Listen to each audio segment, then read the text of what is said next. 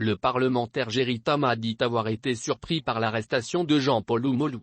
Pour le leader du nouvel engagement togolais, Net, l'activiste ne devrait pas rentrer à Lomé pour des vacances, étant un pourfendeur du régime en place.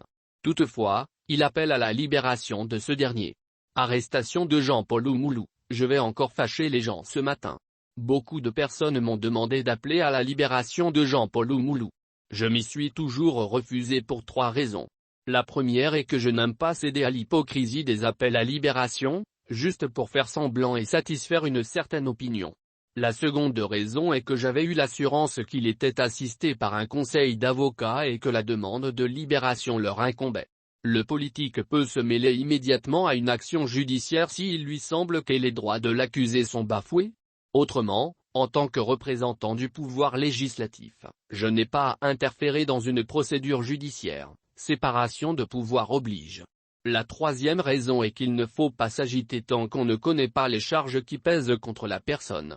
Ça peut être du droit commun, ou une poursuite pour des activités politiques. Il faut savoir de quoi il en retourne avant de crier au loup. J'ai dit que j'allais fâcher certaines personnes parce que j'ai été surpris par cette arrestation. Au-delà de certaines piques que le monsieur a régulièrement tenues sur la personne, j'ai toujours considéré que la liberté d'opinion était droit inaliénable. Mais quand tu es ambassadeur de la DMK, et l'un des plus grands pourfendeurs de ce régime, tu ne rentres pas à Lomé pour tes vacances. Excusez-moi du peu, mais non. Pas pendant que ton président est en exil, par après l'arrestation de Madame Adakabo. Quand tu dis à longueur de journée que ce pays est un état de non-droit, tu ne tentes pas le diable, sauf à vouloir devenir martyr. Attention, je ne cautionne nullement cette arrestation dont je ne connais pas les mobiles, mais allons, ambassadeur plénipotentiaire de la DMK quoi. Ce n'est pas pour rien qu'aucun politicien togolais ne s'est risqué à entrer dans un quelconque gouvernement d'Abeyol. Le risque de poursuite est trop fort.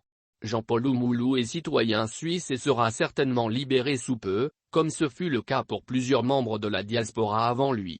Je le lui souhaite. Mais comme je le dis souvent, nous sommes tous des prisonniers potentiels dans nos pays africains, nous qui faisons la politique.